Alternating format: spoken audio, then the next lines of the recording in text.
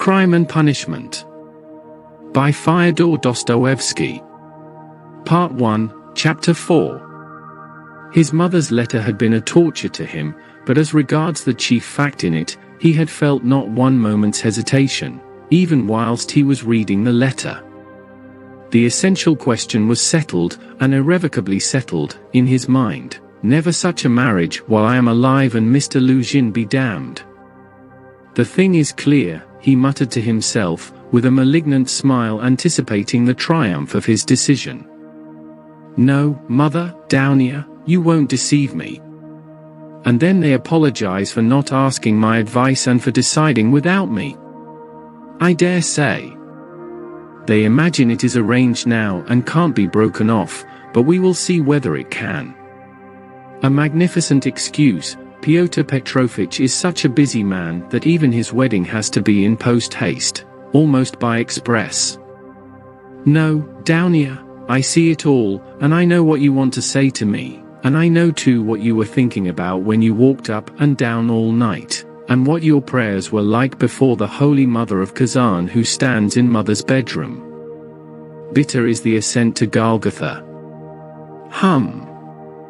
So it is finally settled. You have determined to marry a sensible businessman, Avdotya Romanovna, one who has a fortune, has already made his fortune, which is so much more solid and impressive, a man who holds 2 government posts and who shares the ideas of our most rising generation, as Mother writes, and who seems to be kind, as Downia herself observes.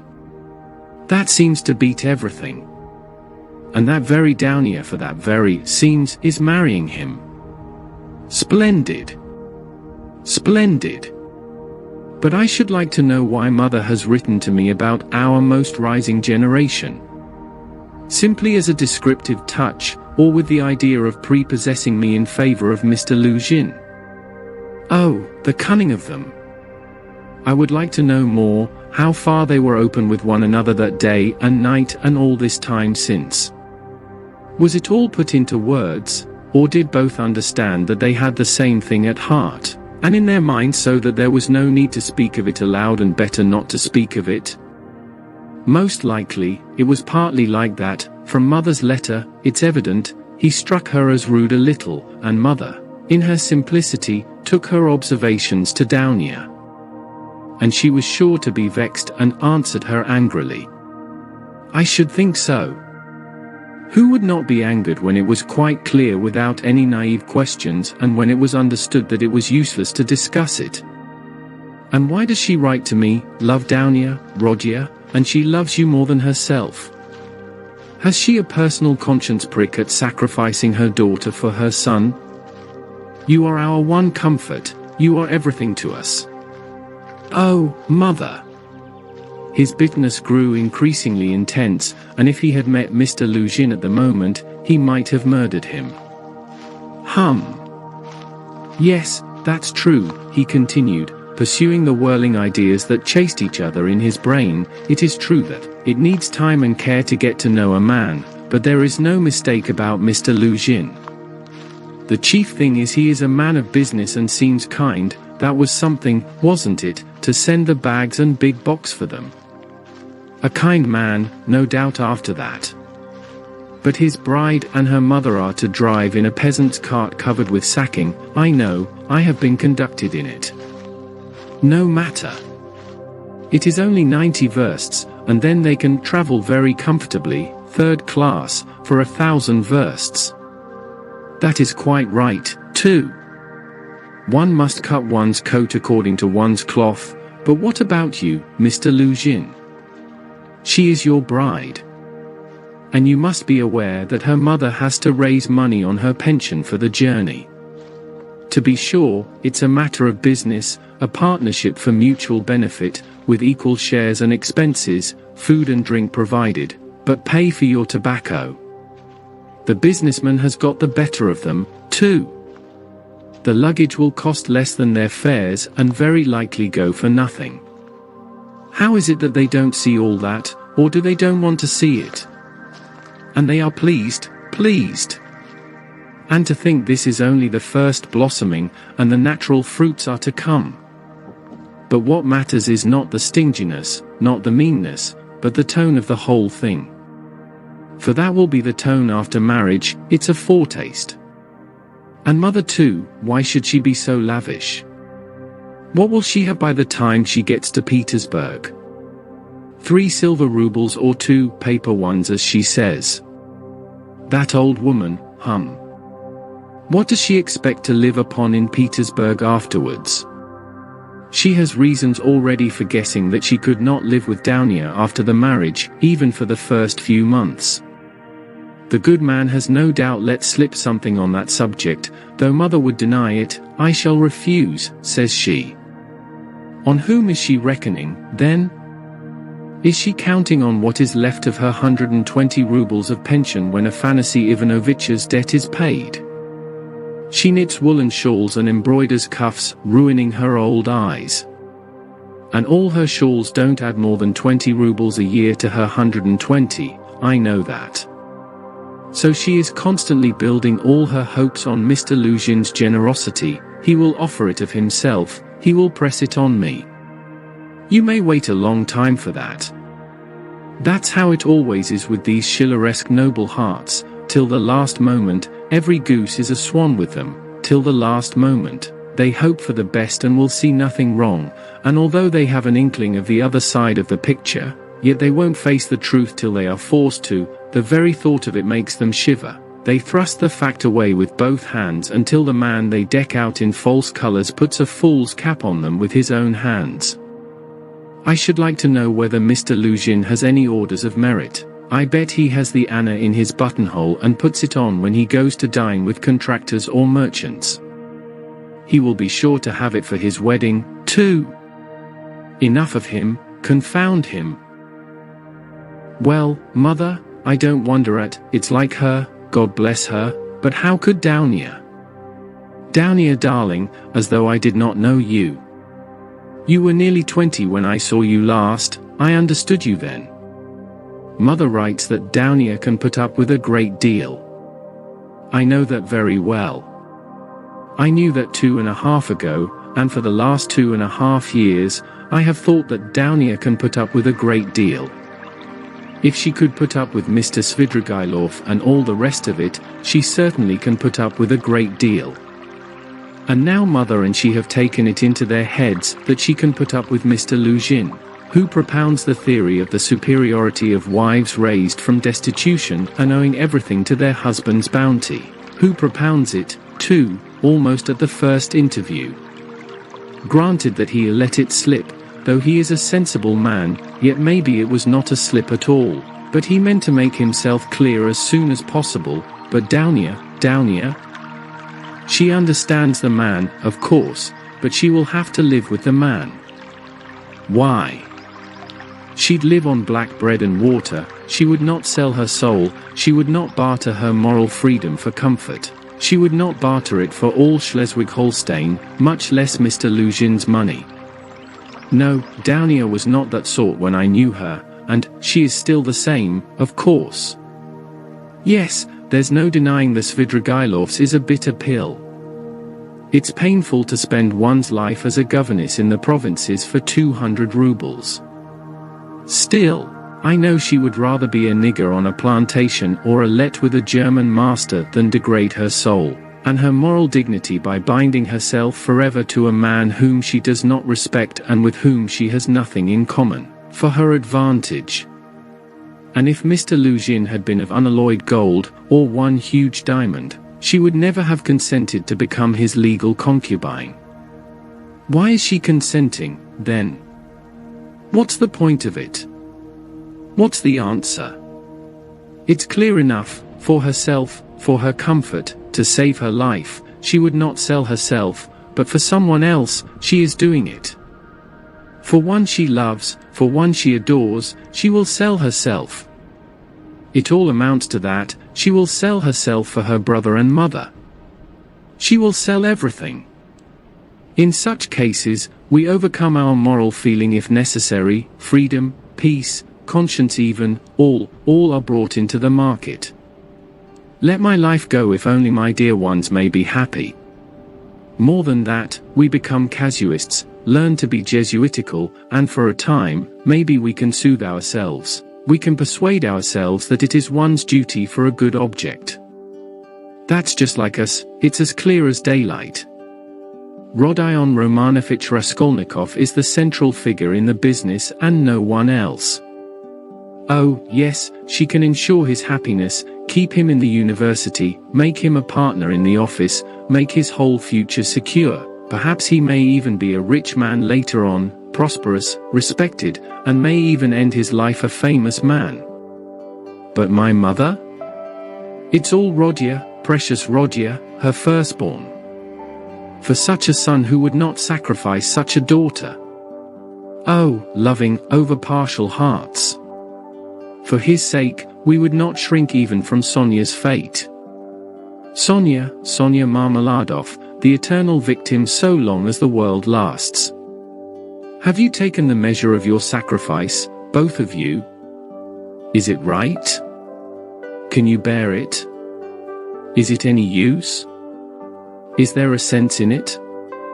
And let me tell you, Dounia, Sonia's life is no worse than life with Mr. Luzhin. There can be no question of love, mother writes. And what if there can be no respect either? If, on the contrary, there is aversion, contempt, and repulsion, what then? So you will have to keep up your appearance, too. Is that not so? Do you understand what that smartness means? Do you understand that the Luzhin smartness is just the same thing as Sonia's and maybe worse, viler, baser, because in your case, Dounia, it's a bargain for luxuries, after all? Still, with Sonia, it's simply a question of starvation. It has to be paid for, Dounia, this smartness. And what if it's more than you can bear afterward if you regret it? The bitterness, the misery, the curses, the tears hidden from all the world, for you are not a Marfa Petrovna. And how will your mother feel then? Even now, she is uneasy, she is worried, but then, when she sees it all? And I? Yes, indeed, what have you taken me for? I won't have your sacrifice, Dounia, I won't have it, mother. It shall not be, so long as I am alive, it shall not. I won't accept it. He suddenly paused in his reflection and stood still. It shall not be? But what are you going to do to prevent it? Will you forbid it? And what right have you? What can you promise them on your side to give you such a right? Will you devote your whole life and future to them after finishing your studies and obtaining a post? Yes, we have heard all that before, and that's all words, but now? Now, something must be done, now, do you understand that? And what are you doing now? You are living upon them. They borrow on their 100 rubles pension. They borrow from the Svidrigailovs. How will you save them from Svidrigailovs, Afanasy Ivanovich Varushin, and future millionaire Zeus who would arrange their lives for them? In another 10 years? In another 10 years, the mother will be blind with knitting shawls, maybe with weeping too. She will be worn to a shadow with fasting, and my sister? Imagine what may have become of your sister in 10 years. What may happen to her during those 10 years? Can you fancy? So he tortured himself, fretting himself with such questions and finding a kind of enjoyment in it. And yet all these questions were not new ones suddenly confronting him, they were old familiar aches. It was long since they began to grip and rend his heart. Long ago, his present anguish had its first beginnings, it had waxed and gathered strength, it had matured and concentrated until it had taken the form of a fearful, fierce, and fantastic question, which tortured his heart and mind, clamoring insistently for an answer. Now his mother's letter had burst on him like a thunderclap. He must not now suffer passively, worrying himself over unsolved questions, but he must do something, do it at once, and do it quickly. Anyway, he must decide on something, or else. or throw up life altogether, he cried suddenly, in a frenzy, accept one's lot humbly as it is, once for all, and stifle everything in oneself, giving up all claim to activity, life, and love. Do you understand, sir? Do you understand what it means when you have nowhere to turn? Marmeladov's question came suddenly into his mind, for every man must have somewhere to turn. He gave a sudden start, another thought he had had yesterday slipped back into his mind. But he did not start at the idea recurring to him, for he knew, he had felt beforehand, that it must come back. He was expecting it. Besides, it was not only yesterday's thought. The difference was that a month ago, yesterday even, the idea was a mere dream. Now it appeared not a dream at all. It had taken a new menacing and quite an unfamiliar shape, and he suddenly became aware of this himself. He felt a hammering in his head, and darkness was before his eyes. He looked around hurriedly. He was searching for something. He wanted to sit down and was looking for a seat, walking along the quay, boulevard. There was a seat about 100 paces in front of him. He walked towards it as fast as he could, but he met with some adventure on the way, which absorbed all his attention. Looking for the seat, he noticed a woman walking some 20 paces in front of him, but at first, he took no more notice of her than of other objects that crossed his path. It had happened to him many times going home not to notice the road by which he was going, and he was accustomed to walking like that. But there was, at first sight, something so strange about the woman in front of him that gradually his attention was riveted upon her, at first reluctantly and, as it were, resentfully, and then more and more intently. He felt a sudden desire to find out what it was that was so strange about the woman.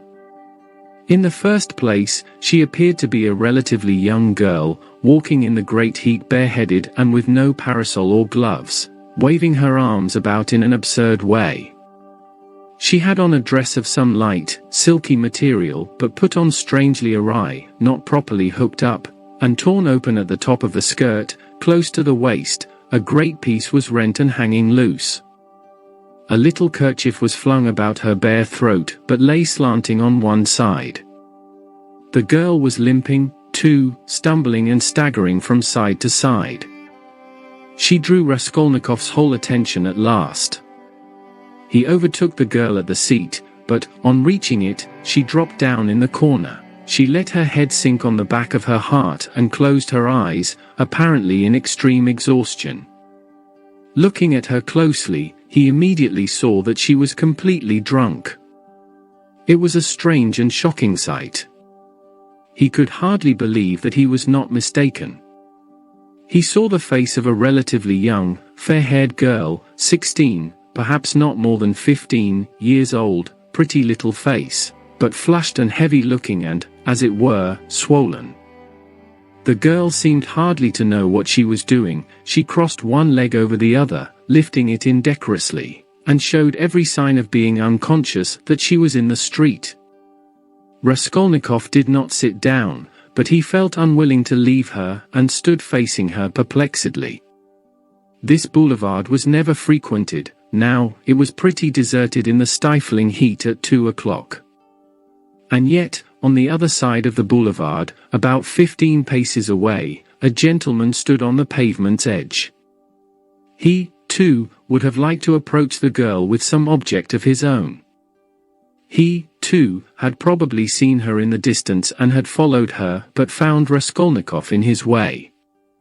Though he tried to escape his notice, he glared at him and stood impatiently biding his time till the unwelcome man in rags should have moved away. His intentions were unmistakable. The gentleman was a plump, thickly-set man, about 30, fashionably dressed, with a high color, red lips and moustaches. Raskolnikov felt furious. He suddenly longed to insult this fat dandy somehow. He left the girl for a moment and walked towards the gentleman. "Hey! You Svidrigailov! What do you want here?" he shouted, clenching his fists and laughing, spluttering with rage.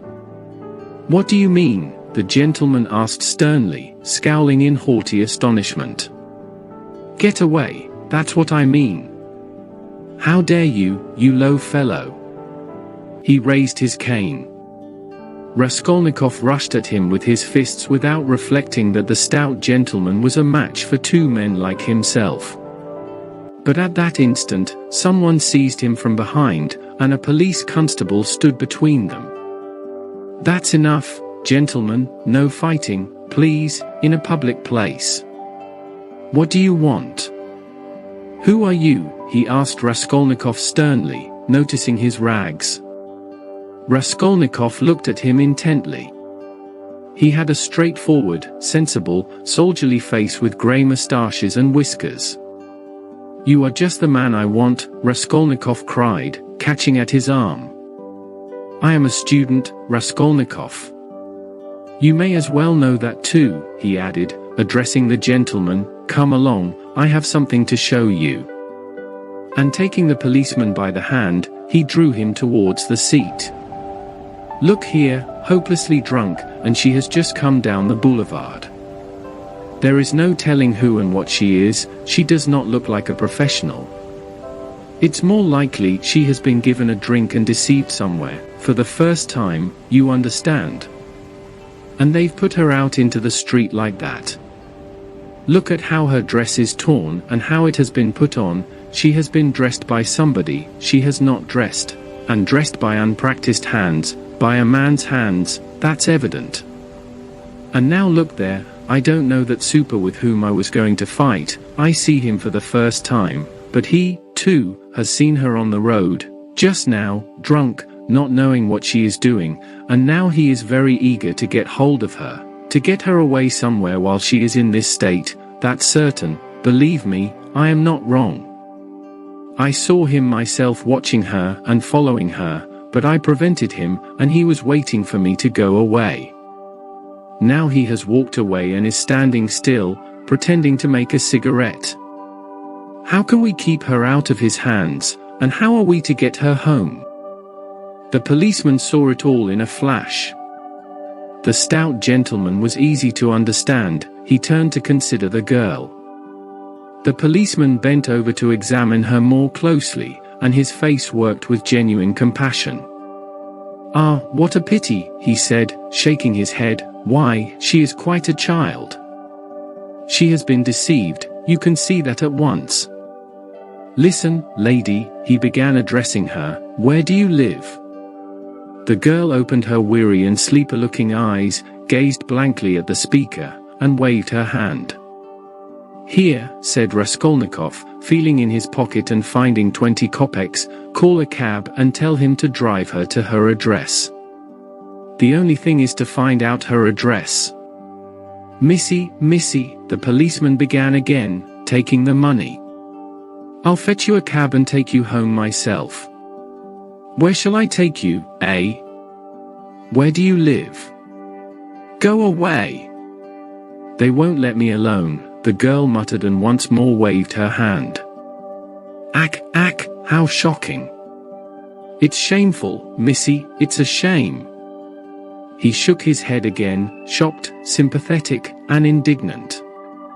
It's a difficult job, the policeman said to Raskolnikov, and as he did so, he looked him up and down in a rapid glance. He, too, must have seemed strange to him, dressed in rags and handing him money. Did you meet her far from here? He asked him. I tell you, she was walking in front of me, staggering, just here, in the boulevard. She only just reached the seat and sank on it. Ah, the shameful things done in the world nowadays, God have mercy on us. An innocent creature like that, drunk already. She has been deceived, that's a sure thing. See how her dress has been torn too. Ah, the vice one sees nowadays. And as likely as not, she belongs to gentlefolk too, poor ones maybe. There are many like that nowadays. She looks refined, too, like a lady, and he bent over her again. Perhaps he had daughters growing up like that, looking like ladies and refined, with pretensions to gentility and smartness. The chief thing is, Raskolnikov persisted, to keep her out of this scoundrel's hands. Why should he outrage her? It's as clear as day what he is after. Ah, the brute, he is not moving off. Raskolnikov spoke aloud and pointed to him. The gentleman heard him and seemed about to fly into a rage again, but thought better of it and confined himself to a contemptuous look. He then strolled another 10 paces away and again halted. "Keep her out of his hands we can," said the constable thoughtfully, "if only she'd tell us where to take her, but as it is—" "Missy, hey, Missy," he bent over her once more. She opened her eyes fully suddenly, looked at him intently as though realizing something, got up from the seat, and walked away in the direction from which she had come. "Oh, shameful wretches, they won't let me alone," she said, waving her hand again. She walked quickly, though staggering as before. The dandy followed her, but along another avenue, keeping his eye on her. "Don't be anxious, I won't let him have her," the policeman said firmly, and he set off after them. "Ah, the vice one sees nowadays," he repeated aloud, sighing. At that moment, something seemed to sting Raskolnikov. Instantly, a complete revulsion of feeling came over him. "Hey, here," he shouted after the policeman. The latter turned round. "Let them be. What is it to do with you? Let her go. Let him amuse himself." He pointed at the dandy. "What is it to do with you?" The policeman was bewildered and stared at him open-eyed. Raskolnikov laughed. "Well," ejaculated the policeman with a gesture of contempt, and he walked after the dandy and the girl, probably taking Raskolnikov for a madman or something even worse. "He has carried off my 20 kopecks," Raskolnikov murmured angrily when left alone. "Well, let him take as much from the other fellow to allow him to have the girl, so let it end. And why did I want to interfere? Is it for me to help? Have I any right to help? Let them devour each other alive, what is it to me? How did I dare to give him 20 kopecks? Were they mine?" Despite those strange words, he felt very wretched. He sat down on the vacant seat. His thoughts strayed aimlessly. He found it hard to fix his mind on anything at that moment. He longed to forget himself and everything, wake up, and begin life anew. "Poor girl," he said, looking at the empty corner where she had sat, "she will come to herself and weep, and then her mother will find out. She will give her a horrible, shameful beating and maybe turn her out of doors. And even if she does not, the Doria Francovnas will get wind of it, and the girl will soon be slipping out on the sly here and there. Then there will be the hospital directly. That's always the luck of those girls with respectable mothers who go wrong on the sly. Then, again the hospital, drink, the taverns, and more hospitals, in 2 or 3 years, a wreck, and her life over at 18 or 19. Have I not seen cases like that? And how have they been brought to it? Why, they've all come to it like that. Ah! But what does it matter? That's as it should be, they tell us. A certain percentage, they tell us, must every year go, that way, to the devil, I suppose, so that the rest may remain chaste and not be interfered with. A percentage. What splendid words they have, they are so scientific, so consolatory. Once you've said percentage, there's nothing more to worry about. If we had any other words, maybe we might feel more uneasy. But what if Downia were one of the percentages? Of another one, if not that one? But where am I going? He thought suddenly. Strange, I came out for something. As soon as I had read the letter I came out. I was going to Vasilyevsky Ostrov, to Razumihin. That's what it was, now I remember. What for, though? And what put the idea of going to Razumihin into my head just now? That's curious. He wondered at himself. Razumihin was one of his old comrades at the university. It was remarkable that Raskolnikov had hardly any friends at the university. He kept aloof from everyone, went to see no one, and did not welcome anyone who came to see him, and indeed everyone soon gave him up. He took no part in the students' gatherings, amusements, or conversations. He worked with great intensity without sparing himself, and he was respected for this, but no one liked him. He was penniless, and there was a sort of haughty pride and reserve about him, as though he were keeping something to himself. He seemed to some of his comrades to look down upon them all as children, as though he were superior in development, knowledge, and convictions, as though their beliefs and interests were beneath him. With Razumihin, he had got on, or, at least, he was more unreserved and communicative with him. Indeed, it was impossible to be on any other terms with Razumihin. He was an exceptionally good-humored and candid youth, good-natured to the point of simplicity, though depth and dignity lay concealed under that simplicity. The better of his comrades understood this, and all were fond of him. He was brilliant, though he was certainly rather a simpleton at times. He was of striking appearance, tall, thin, black-haired, and always badly shaved. He was sometimes uproarious and was reputed to be of great physical strength. One night, when out in a festive company, he had, with one blow, laid a gigantic policeman on his back.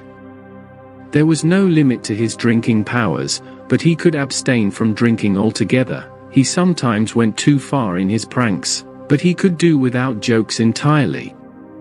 Another thing striking about Razumihin, no failure distressed him, and it seemed as though no unfavorable circumstances could crush him. He could lodge anywhere and bear the extremes of cold and hunger. He was penniless and kept himself entirely on what he could earn by work of one sort or another. He knew of no end of resources by which to make money. He spent one whole winter without lighting his stove and used to declare that he liked it better because he slept more soundly in the cold. For the present, he, too, had been obliged to give up the university, but it was only for a time, and he was working with all his might to save enough to return to his studies again. Raskolnikov had not been to see him for the last 4 months, and Razumihin did not even know his address. About 2 months before, they had met in the street, but Raskolnikov had turned away and even crossed to the other side so that he might not be observed. And though Razumihin noticed him, he passed him by, as he did not want to annoy him. That is the end of chapter 4. Thanks for watching, and I'll see you at the next one.